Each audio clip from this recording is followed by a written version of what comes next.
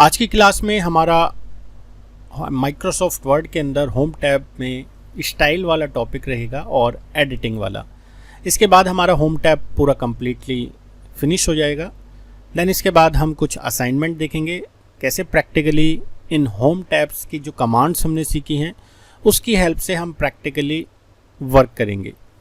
तो पहले स्टाइल को समझ लेते हैं। स्टाइल का मतलब कलेक्शन ऑफ फॉर्मेटिंग, यानी कि यहाँ पर कुछ फॉर्मेटिंग पहले से ही बनी हुई है जिनको हम यूज़ कर सकते हैं, या अगर हम कोई स्टाइल अपनी खुद की बनाना चाहें तो भी स्टाइल बना के सेव कर सकते हैं। एग्जाम्पल के लिए हम यहाँ पर एक रैंडम पैराग्राफ ले लेते हैं। 1 लिख दिया है, इसका मतलब एक पैराग्राफ आ गया है। अब इस सिंपल पैराग्राफ पे हम कुछ स्टाइल अप्लाई कर देते हैं। आप देखेंगे जैसे ही मैं माउस को इन स्टाइल्स के कुछ ऑप्शंस जो दे रखे हैं उन पे लेके जा रहा हूँ तो बाहर हमारा जो पैराग्राफ है वो अलग अलग फॉर्मेटिंग में एज पर स्टाइल जो यहाँ पर है उसमें शो हो रहा है। सपोज़ मुझे यहाँ अपना खुद का एक स्टाइल जोड़ना है। फॉर एग्ज़ाम्पल मैं यहाँ पर इसे सिलेक्शन करके इसको एक कलर दे देता हूँ। इसको मैं कोई फॉर्मेटिंग के लिए यहाँ से इसका फ़ॉन्ट बदल देता हूँ, और फ़ॉन्ट बदलने के साथ साथ मैं यहाँ पर एक सिंपल सा डॉटेड अंडरलाइन लगा देता हूँ।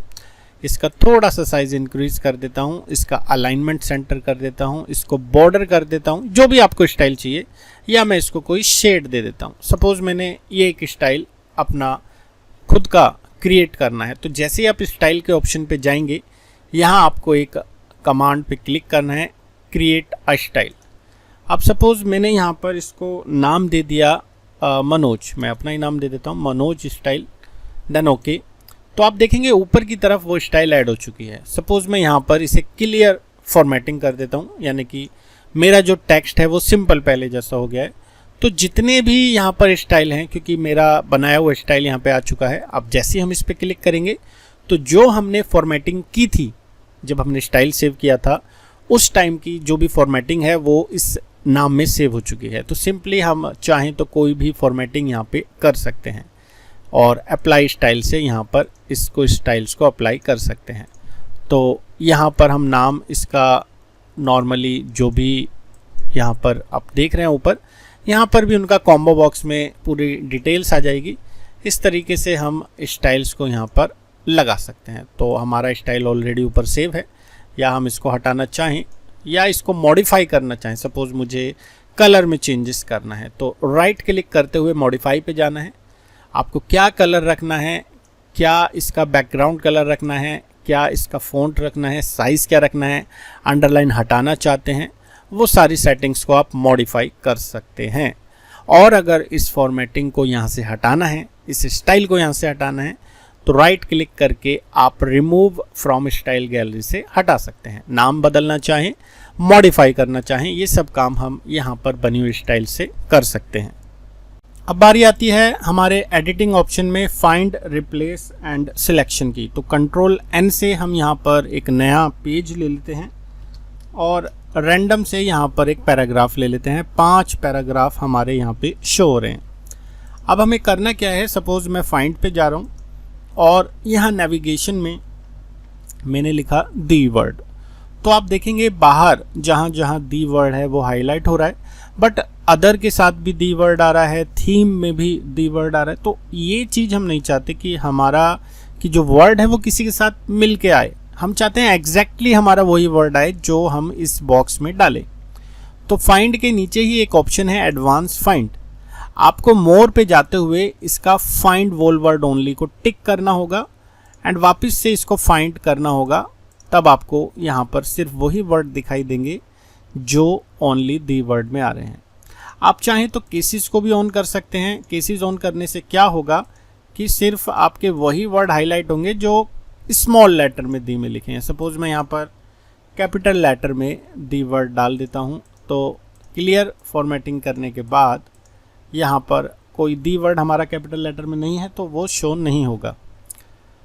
एग्ज़ाम्पल के लिए मैं यहाँ पर दी वर्ड को थोड़ा सा कैपिटल लेटर में कर देता हूँ।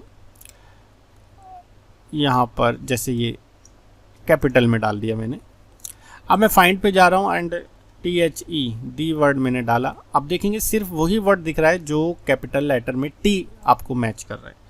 स्मॉल लेटर में लिखेंगे तो फिर कैपिटल वाला यहाँ पे शो नहीं कर रहा। तो इस तरीके से आप फाइंड की सेटिंग कर सकते हैं।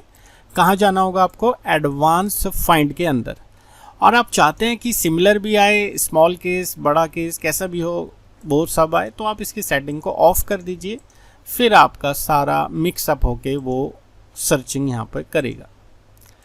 अगर आप रिप्लेस करना चाहते हैं कि भाई जहाँ स्मॉल लेटर में दी वर्ड है तो आपको मैच केस ऑन करना है और दी वर्ड को आपको डैट में बदलना है, तो पहले आप 1 बाय 1 फाइंड कीजिए, देन रिप्लेस कीजिए। अगर आप चाहते हैं कि आपसे बार बार ना पूछा जाए, सीधे की सीधे वो सारे वर्ड्स को डैट में रिप्लेस कर दे, देन आपको क्लिक करना है रिप्लेस ऑल, और ये आपको एक मैसेज भी देगा कि all done, we made 11 replacement, यानी कि स्मॉल लेटर में दी वर्ड 11 टाइम्स जो आगे उसने अपडेट किए हैं वो आपको मैसेज में दिखा देगा। तो फाइंड एंड रिप्लेस यानी कि खोजना, कोई आप वर्ड को ढूंढना चाहते हैं, और रिप्लेस से अगर आपने वो वर्ड गलत लिख दिया उसको आप बदलना चाहते हो तो रिप्लेस से बदल सकते हैं। देन इसके अंदर एक ऑप्शन है गो टू। जैसे मैं एंटर करते हुए कुछ पेजेस जंप कर जाता हूँ, तो गो टू पे आप पेज नंबर डाल के सीधा सीधा वहाँ से गो टू से जंप कर सकते हैं अपने पहले पेज पे। देन इनके अंदर कुछ ऑप्शन है सिलेक्शन में, select all, select object, select all text with similar formatting and selection pen. Select all से सीधा सीधा मतलब है आपके कितने भी पेज पे मैटर हो, 10, 15, 20, 1, वो सारा मैटर यहाँ पर सिलेक्ट हो जाएगा। अब सिलेक्शन के बाद आप उसको कलर देना चाहें, उसको साइज देना चाहें, उसको बोल्ड करना चाहें, उसका कोई भी फॉर्मेटिंग आप कर सकते हैं। बट आपको अगर सारा मैटर का करना है तो सिलेक्ट ऑल, जितना करना है माउस से उतना सिलेक्शन कर सकते हैं, सारा करना है तो सिलेक्ट ऑल।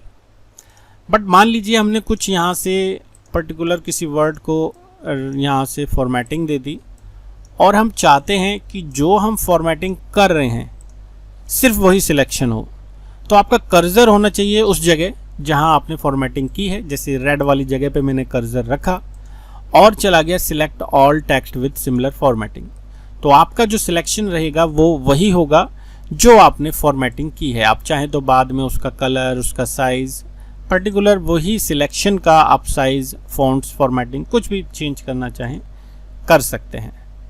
सिलेक्ट ऑब्जेक्ट के लिए हम जब शेप पढ़ेंगे तो वहाँ पर देखेंगे सिलेक्शन पेन भी वही ऑप्शन है। मैं आपको बता देता हूँ कि सपोज मैं शेप यहाँ से कुछ ड्रॉ कर लेता हूँ, कुछ भी शेप्स हम यहाँ पे ड्रॉ कर लेते हैं, आगे इनको डिटेल में जानेंगे, बट अभी मैं कुछ भी शेप्स यहाँ पर ड्रॉ कर लेता हूँ। तो मुझे होम टैब में सिलेक्ट ऑब्जेक्ट के अंदर माउस को जब मैं ड्रैग करूँगा तो सिर्फ मेरे ऑब्जेक्ट सिलेक्ट होंगे, यानी कि अगर मैं सिलेक्ट ऑब्जेक्ट बंद कर दूंगा तो फिर माउस से हमारा मैटर सिलेक्ट हो रहा है। बट अगर मैं यहाँ से सिलेक्ट ऑब्जेक्ट को ऑन कर देता हूँ तो फिर हमारा ऑब्जेक्ट सिलेक्ट हो रहा है। ये ऑब्जेक्ट कहलाते हैं जो भी हमारी शेप्स हैं। अगर आप इनमें से कोई ऑफ ऑन करना चाहें, हाइड करना चाहें, शो करना चाहें तो ऑन ऑफ कर सकते हैं। वो सिलेक्शन पेन से आप यूज़ कर पाएंगे, शो, हाइड या ऑल, ये सब आप ऑप्शन यूज़ कर सकते हैं। बाकी डिटेल्स में हम अगली क्लास में जानेंगे शेप्स के बारे में। तो आज की क्लास में हमारा पूरा होम टैब कंप्लीट हो चुका है। लास्ट में एक ऑप्शन आप देखेंगे ऐड इन्स, यानी कि आप यहाँ पर कोई भी ऐड कर सकते हैं थर्ड पार्टी को। इसको भी हम बाद में जानेंगे कैसे हम इसको यूज़ करेंगे। फिलहाल हमारा होम टैब कंप्लीट हो चुका है और आगे वीडियोज़ में इनके असाइनमेंट्स को हम जानेंगे कैसे प्रैक्टिकली हम सिंपल रिज्यूम बनाएंगे, फॉर्मेटिंग रिज्यूम बनाएंगे, अलाइनमेंट्स कैसे करेंगे, लिस्टिंग कैसे करेंगे, फाइंड एंड रिप्लेसमेंट कैसे करेंगे। क्योंकि हमारा होम टैब कंप्लीट हो चुका है, बट असाइनमेंट करने के बाद ही हम परफेक्ट तरीके से इन सब कमांड्स को यूज़ कर पाएंगे। तो मिलते हैं अगले वीडियो में।